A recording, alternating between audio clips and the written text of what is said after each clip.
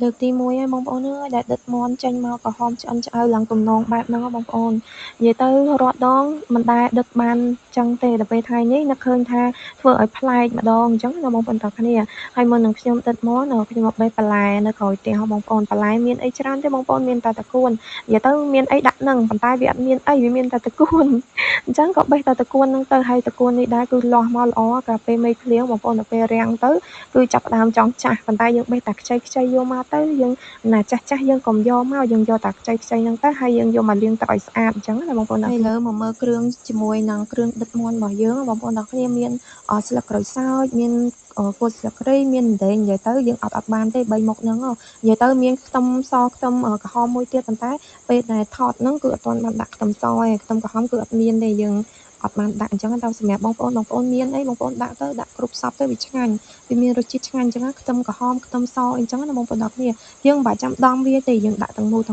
ដិតទៅវាចេញជាតិមក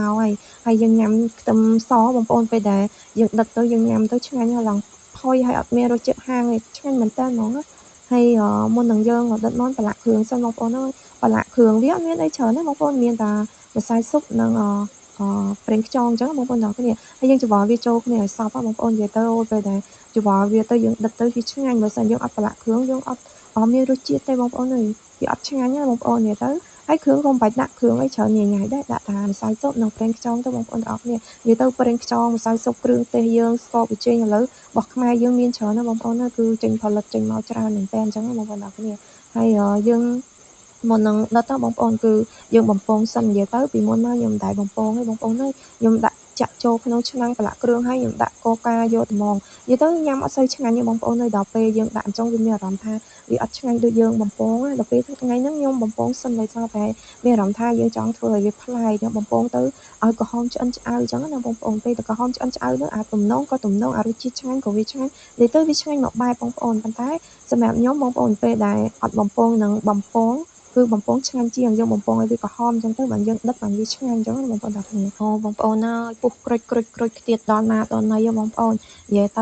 ៅតាមិនសួរនោះផ្ទុះត្រូវមុខត្រូវមាត់អស់ហើយបងប្អូនអើយហើយឥឡូវយើងមកប្រែវាបងប្អូនប្រែវាឲ្យក្រហមទៅក្រហមមកអញ្ចឹងណាបងប្អូនទាំងគ្នានិយាយទៅមិនបាច់ចាំឲ្យឆ្អិនពេកទេគ្រាន់តែមកល្មមទៅយើងចាប់ផ្ដើមមកដិតយើងចាប់ផ្ដើមស្រង់វាចេញទៅដោយសារតែយើងត្រូវដាក់កូកាដិតវាម្ដងទៀតបងប្អូនទាំងគ្នាអូយតំណងណាស់បងប្អូនអើយតំណងខ្លាំងហ្មងនិយាយទៅឡើងក្រហមឡើងតំណងហ្មងអូឃើញនឹងឃ្លានទៀតហើយបងប្អូននៅវាតំណងហើយវាឆ្ងាញ់ហ្មងបងប្អូនទាំងគ្នានិយាយទៅប្លែកទេបងប្អូនសម្រាប់បងប្អូនសាកដូចខ្ញុំបងប្អូនដាក់បំពងខ្លាញ់ហើយចាំយើងអចាំយើងយកទៅដិតកូកាអញ្ចឹងណាបងប្អូនទាំងគ្ន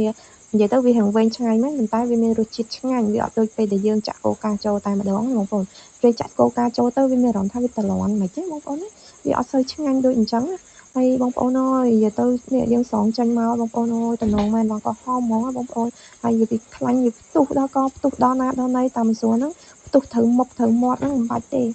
េនិយាយទៅបងប្អូនតែយើងចង់ឆ្ងាញ់យើងត្រូវតែលះបង់តិចបងប្អូនទាំងអស់គ្នាអូយតំណងណាស់បងប្អូនអើយគាត់តែឃើញលេបទឹកមាត់ក្អឺកហ្មងបងប្អូននិយាយទៅបងប្អូនមើលវីដេអូនេះមើលនៅម៉ោងប៉ុន្មានដែរបើមើលពេ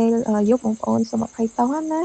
ាសូម្បីតែខ្ញុំបញ្ចូលសលេងក៏បញ្ចូលយប់ដែរចូលហើយគឺឃ្លានម្ដងទៀតចឹងបងប្អូនហើយយើងចាប់ផ្ដើមបំពងមាន់ហ្នឹងហើយយើងស្រង់មាន់ចេញយើងស្រង់នេះវាចង់ឆ្អិនហើយបងប្អូនហើយវាឡើងក្រហមល្អហ្មងបងប្អូនហើយទៅនិយាយទៅវាក្រហមតែខាងក្រៅទេបើសិនជាយើងអត់ដិតកូកាទៀតក៏វាអត់ឆ្ងាញ់ដែរដោយសារតែយើងអបំពងវាគ្រាន់តែក្រហមខាងអញ្ចឹងណាបងប្អូនទាំងគ្នាពេលហើយយើងចាប់ផ្ដើមមករៀបជាមួយនឹងគល់ស្លឹកគ្រៃជាមួយម្ទេសជាមួយនឹងខ្ទឹមសយើងពីក្រោមហើយយើងដាក់មាន់ពីលើបែបហ្នឹងបងប្អូនទាំងគ្នាហើយយើងដាក់ពីលើអញ្ចឹងទៅយើងរៀប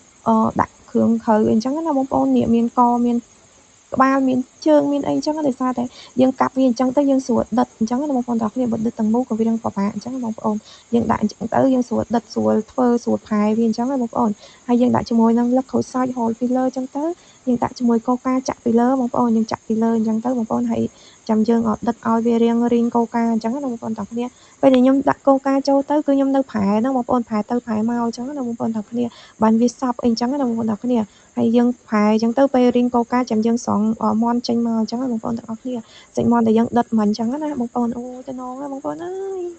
ឃ្លានទៀតហើយចូលសលេងបដាលេបទឹកមាត់បដាបងប្អូនអើយដោយសារតែវាតំណងពេកមកដោយសារតែរាល់ដងយើងអត់ធ្វើរូបមន្តអញ្ចឹងហើយហ្នឹងយើងធ្វើរូបមន្តអញ្ចឹងទៅវាឆ្ងាញ់ហ្មងនិយាយទៅបងប្អូនអូយញ ញ៉ាំយកបាយអស់ពី3ចានណាបងប្អូនអើយហើយបើទំនងម្លឹងរូបមន្តនេះទុកធ្វើថ្ងៃក្រោយទៀតណាបងប្អូនអូយបងប្អូនអើយបំពងហើយចាំយើងដាក់កូកាដិតយកហ្មងបើសិនជាយើងដិតកូកាហ្មងវាអត់ឆ្ងាញ់អញ្ចឹងទេបងប្អូនរូបមន្តនេះទុកធ្វើថ្ងៃក្រោយទៀតថ្ងៃក្រោយដិតហ្មងគឺធ្វើអញ្ចឹងទៀតដើម្បីឲ្យមានរសជាតិឈ្ងុយឆ្ងាញ់បងប្អូនអើយឃើញវីដេអូនេះនៅម៉ោងប៉ុន្មានដែរបងប្អូនសម្រាប់ខ្ញុំកាត់វីដេអូម៉ោង10កន្លះឥឡូវខ្ញុំឃ្លានទៀតហើយ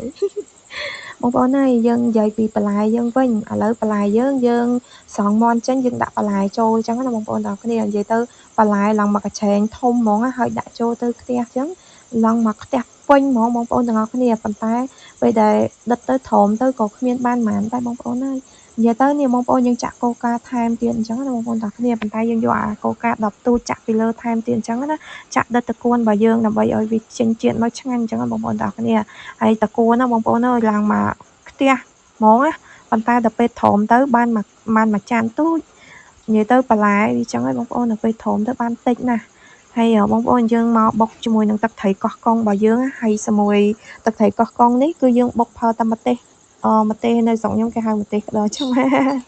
នៅស្រុកបងប្អូនគេហៅម្ទេសអីវិញអ្នកខ្លះគេហៅម្ទេសអាចសាច់អាចអីចឹងទៅហើយខ្ញុំយកម្ទេសហ្នឹងមកបុកបងប្អូនដល់ពេលហើយបងប្អូនអើយរួចជាការស្រាច់ជាមួយនឹងមាន់ដុតកូកាជាមួយនឹងបន្លែយើងតកួនជាមួយនឹងទឹកត្រីកោះកុងម្ទេសអាចសាច់អីចឹងណាបងប្អូនទាំងអស់គ្នាអូយឆ្ងាញ់ទំនងមែនតើគ្រាន់តែឃើញក៏ដឹងថាឆ្ងាញ់ដែរបងប្អូនអើយហើយនឹងខ្ញុំមកញ៉ាំជាមួយនឹងមាន់ដុតរបស់យើងបងប្អូននិយាយទៅកូនស្រីខ្ញុំសុំញ៉ាំដែរអាម៉ាក់អូនញ៉ាំដែរមកអាម៉ាក់មកមាត់អូនចង់ញ៉ាំណាអូយទំនងណាគេធ្វើមកបងប្អូនហ្នឹងហើយបងប្អូនសម្រាប់បងប្អូនណាចង់ញ៉ាំបងប្អូនអាចធ្វើរូបមន្តនឹងបានណាបងប្អូនទាំងគ្នាយើងដុតអញ្ចឹងទៅជ្រលក់ជាមួយទឹកត្រីម្ទេសអាចសាច់អីចឹងបងប្អូនអូយជាតិមែនតើហ្មងបងប្អូនបន្លែធម្មជាតិក្រោយផ្ទះម្ទេសក៏ធម្មជាតិនិយាយទៅធម្មជាតិពិតហ្មងបងប្អូនទាំងអស់គ្នានៅស្រុកស្រែហ្នឹងហើយបងប្អូនវីដេអូថ្ងៃហ្នឹងមានតែប៉ុណ្្នឹងទេបងប្អូនសម្រាប់បងប្អូនជួយ Subscribe Channel YouTube របស់នាងខ្ញុំផងនាងខ្ញុំនឹងមានវីដេអូប្លែកៗចែកជូនបងទស្សនាទៀតអញ្ចឹងបងប្អូនទាំងអស់គ្នាសម្រាប់វីដេអូថ្ងៃហ្នឹងជម្រាបលាបាយបាយចាំទស្សនាវីដេអូបន្តទៀតណាបងប្អូនបាយបាយ